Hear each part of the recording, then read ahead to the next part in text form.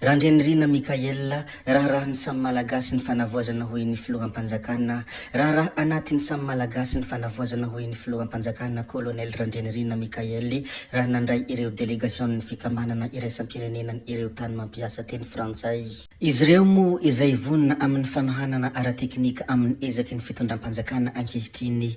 No hamafisy ny fa ny fiaraha-miasa atao dia anatin'ny fiaraha-miombonantoka mifandanja sy manaja ny fiandrianam-pirenena malagasy ary fanaraka tanteraka amin'ny ireo laharam-pahamehana mifandraika amin'ny safidim-bahoaka.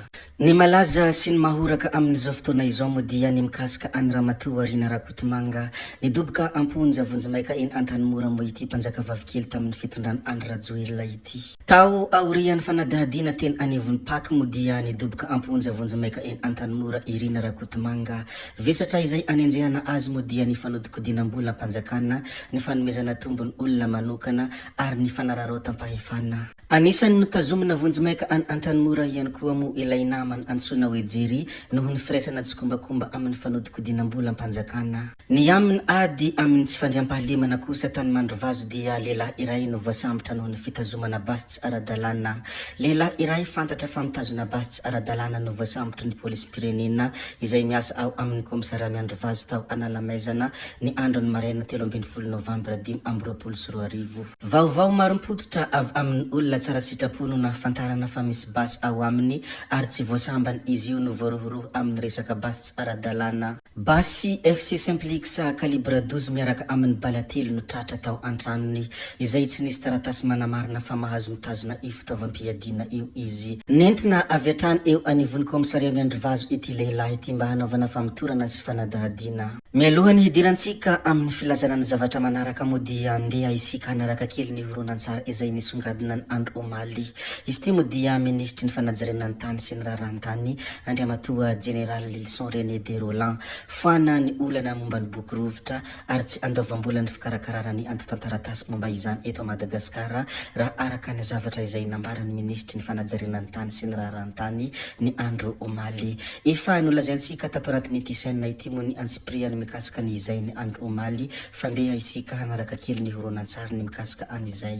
Faly aho koa ny manohy ny fitsidihana zay fa nataontsika teny amin'ny sampandrarahany fananantany sy ny raharahantany fa foana manomboka androany zany ny olany boky rovitra ary tsy andoavam-bola ny fakana ny antontan-taratasy rehetrarehetra mikasika ny boky rovitra hoentina ny fitsarana.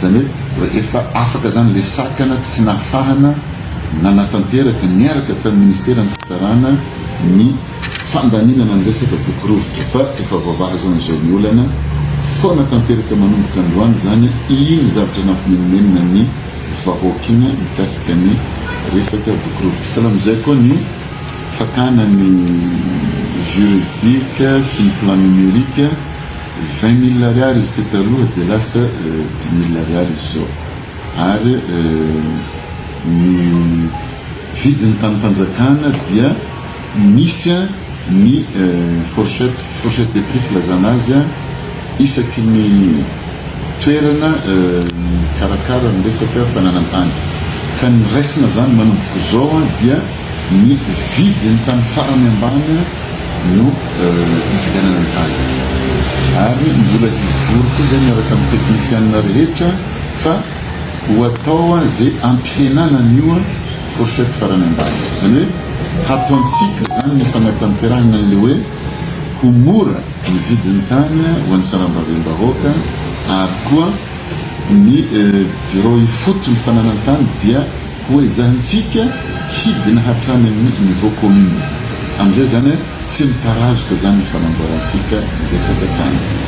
Tsotra moa zany tokony atao io resaka raharahantany no mahatonga ny tsy filaminana mampiady ny mpiavana mampiady mpiray-tanàna zavatra tsy tokony ho isy satria ny antony resahana an'izay dia tsotra raha ny tena zavatra tokony ho izy no atao dia tsy misy miady. Zany hoe ny tena tompony ny tokony homena ny tany, ny tena tompony tokony homeny fitsarana didim-pitsarana mikasika ny tany dia tsy misy ny olana fa misy ny olana satria lasa mifangaro misy ny olona efa tompony lasa tsy tompona, ny olona zay mahitahita lasa manana ny rarina, dia zay no miteraka ny adika hoezantsika halanina izy. Ino moa horonan-tsara izay nitondrany le leçon fanazavana misimisy kokoa ny mikasika ny fananantany sy ny raharahantany. Fa ny amin'ny baolina kitra kosa dia nampiditra baolina voalohany teto Afrika i Lionel Messi. Nandrisy tamin'ny isa 2-0 i Argentina nandritra ny lalao ara-pirahalahiana izay nionany tamin'ny Angola ny Andro Omaly. Ilay kintany baolina kitra Lionel Messi izay namony baolina voalohany teto Afrika. Ity lalao ity moa dia ho fankalazana ny fahadimampolo taona nahazahoan'ny Angola ny fahaleovantenany. Efa betsabetsaka sy maromaro moa ny zavatra izay efa nolazaintsika tato anatin'ity video ity. Tato moa isika nilaza ny mikasika any Ramatoa Rina Rakotomanga izay nidoboka amponja ikalarina fa ny andrasany maro amin'izao fotoana izao moa dia Lalatina Rakotondrazafy. Lalatina Rakotondrazafy ihany koa moa dia anisan'ny mpanjakavavy teo amin'ny fitondrany Andry Rajoelina, fa ny mpanjakavavy anankiray dia efa nidoboka amponja iny hitantsika iny, tsy iza moa izany fa ikalarina. Amin'izao fotoana izao moa dia maro ny mametra-panontaniana ny hoe mety ho ahoana ihany koa ny afarany tototina na hoe toto Henriette. Lalatina Rakotondrazafy moa no ahafantarany maro azy.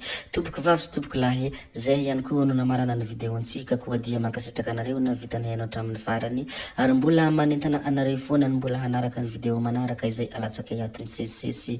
Zay fa tsy halaven'ny resaka hametra veloma izahay, veloma vetivety amin'ny manaraka indray no manao ny misimisy veloma ary toboky lahy, veloma toboky vavy.